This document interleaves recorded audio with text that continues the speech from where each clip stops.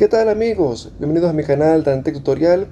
En esta oportunidad te voy a mostrar cómo reparar una refrigeradora Electrolux que presenta problemas en el sistema de descongelación automática. Después de 3 días deja de enfriar en la parte de abajo y en la parte superior, en el congelador, en la parte de arriba, se tapuza de hielo y el ventilador comienza a sonar por el mismo hielo acumulado. Quédate en este video y te mostraré cómo podemos verificar y reparar esta falla.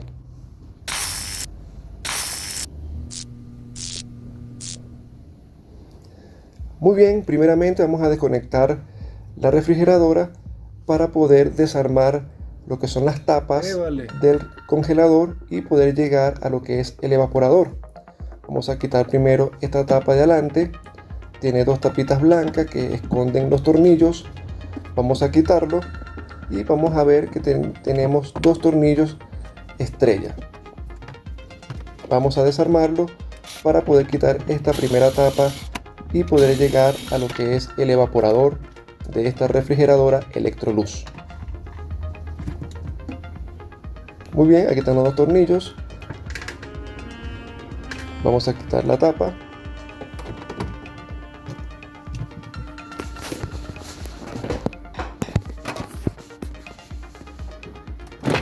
Con mucho cuidado. Aquí está. Vemos la segunda tapa donde se encuentra lo que es el ventilador del evaporador. Y ya comenzamos a ver que tiene bastante hielo escarchado sobresaliendo del plástico, dándonos que está bastante congelado el evaporador. Esto no debe estar así. Vamos a quitar. Este es el ventilador que cuando comienza a tener bastante hielo comienza a sonar porque comienza a raspar el hielo que se va acumulando hacia la parte superior. Este es el sensor de temperatura que va a censar la temperatura del gabinete, y tenemos dos tornillos más que vamos a quitar, que son de estrella, para poder quitar esta última tapa y poder llegar a lo que es el evaporador de esta refrigeradora. Quitamos los tornillos.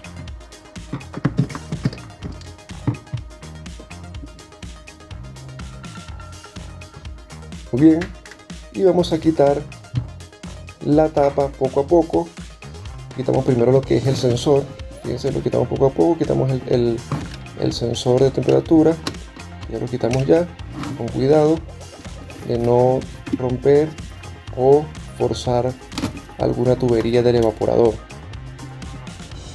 Vamos quitando poco a poco y ahí sale. Muy bien, aquí tenemos. Vamos a desconectar el cable del ventilador del evaporador para poder sacar la tapa completamente. Aquí están las conexiones. Aquí está. Tiene en la misma conexión, está conectado lo que es el sensor de temperatura y el bombillo de iluminación del evaporador. Muy bien, quitamos esta parte y vemos el evaporador bastante congelado, bastante lleno de hielo.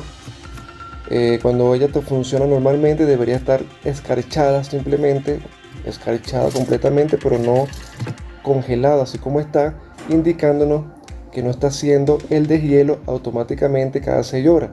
Está fallando el sistema de deshielo. Entonces este hielo que se va acumulando en el evaporador con el tiempo va a tapar los conductos. Fíjense en la parte de abajo como está bastante full de hielo, y eso tapa los conductos que van hacia la parte de abajo de conservación y deja de enfriar abajo. Y en la parte de arriba también al pasar los días se va tapuzando, se llenando de hielo y comienza a pegar del ventilador y también deja de enfriar eficazmente en la parte de arriba. Está fallando el sistema de congelación. Vamos a descongelar todo este hielo con agua caliente para poder descubrir todos los cables y verificar la resistencia. Fíjense que esta es la resistencia, la que está acá. Se confunde con la tubería del evaporador, ya que es de aluminio. Esta es de niquelina, en la que está en la parte delantera. Fíjense acá, esta es la resistencia que va a calentar cada 6 horas y va a derretir todo el hielo que se va acumulando durante el proceso de congelación para mantener el evaporador descongelado. Entonces este es un proceso que se hace cada 6 horas automáticamente y esta no lo está haciendo. Vamos a verificar. Muy bien, aquí les dejo lo que es la etiqueta donde aparece el modelo de la refrigeradora Y aquí tenemos la tarjeta electrónica que controla todo el sistema de la refrigeradora. Aquí tenemos la tarjeta. Vamos a darle un vistazo y pueden ver que esta tiene un botón, un pulsador para entrar en el modo de descongelación, de prueba de descongelación. Aquí en el plano eléctrico nos muestra, aquí está, vamos a enfocárselo más, aquí nos muestra el pulsador que tenemos que pulsarlo para poder entrar en modo diagnóstico de descongelación y probar el sistema de descongelación automática. Lo vamos a pulsar acá, va a dar un pitido, va a apagar el compresor y va a mandar el 210 voltios o 120 voltios hacia la resistencia. Tiene que estar conectado el equipo para poder realizar esta prueba. Para hacer esa prueba tienen que también desconectar lo que es el sensor. Aquí tenemos lo que es la tubería de drenaje que va a botar todo el agua que se va descongelando del evaporador, va a caer en esta bandeja y ahí se va a evaporar con el calentamiento de la tubería de alta del compresor. Muy bien, aquí tenemos ya completamente limpio, sin hielo, todo el evaporador. Fíjense cómo está.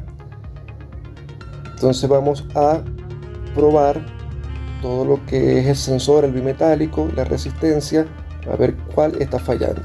Aquí tenemos otro sensor térmico que sería el bimetálico, pero este es un bimetálico de resistencia, que es el que va a sensar cuando ya no tiene hielo el evaporador y va a mandar a apagar la resistencia.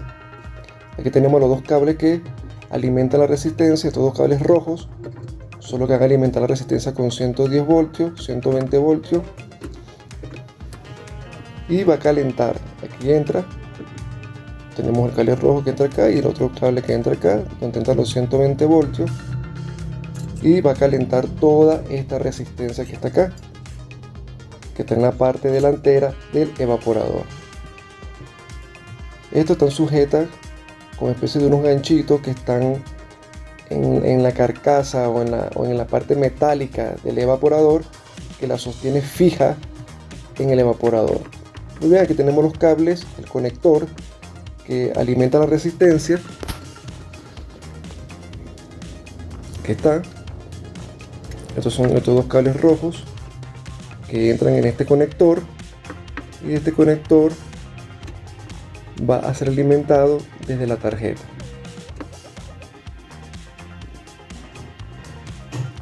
Bien, aquí quité el conector para que vean. Aquí están los dos cables que van hacia la resistencia. Fíjense que está acá. Entonces aquí la desconecté para alimentar. Vamos a alimentar directamente la resistencia con 110 voltios para ver si la resistencia está funcionando o no. Es una prueba rápida, inmediata. Aquí entran los 110 voltios que vienen de la tarjeta. Va a pasar por un fusible térmico también, que también tenemos que verificar. Entonces vamos a alimentar, y este sería el sensor o el bimetálico térmico, que es el que va a cerrar cuando está frío, va a mantener el circuito de congelación cerrada para que pueda a cada 6 horas calentar, y luego se va a abrir cuando ya detecte baja temperatura y abre el circuito. Muy bien, aquí tenemos un tomacorriente alimentado con 110 voltios, 116 voltios, y vamos a conectar la resistencia directamente con 110 voltios para verificar si está calentando. Es una prueba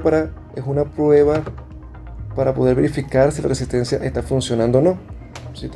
Ahí la vamos a conectar, 110 voltios, y ahí debería comenzar a calentar. Muy bien, ahí ya está conectada, ya tiene corriente, ahí está pasando 110 voltios, y fíjese que estoy tocando y está fría completamente, no calienta para nada, dando una mala señal que la resistencia no está funcionando, está dañada la resistencia. Ok, que es lo que es menos frecuente que se daña. Lo que casi siempre se daña es el sensor bimetálico o el sensor de temperatura, lo que casi siempre se daña, o el fusible térmico, pero el fusible térmico está bien. Entonces aquí la resistencia no me está calentando para nada, indicándonos que hay que cambiarla. Por eso se está congelando demasiado.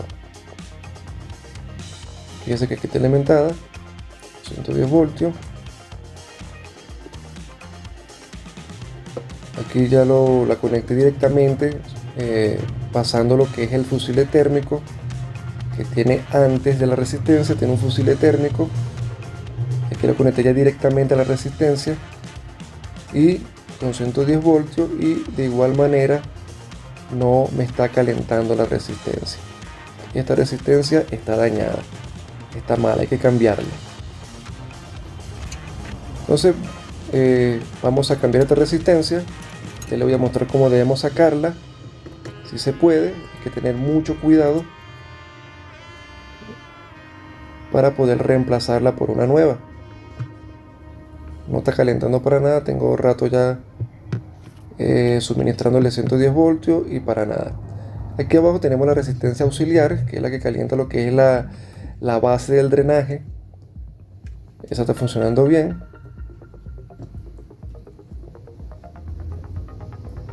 Para nada está calentando.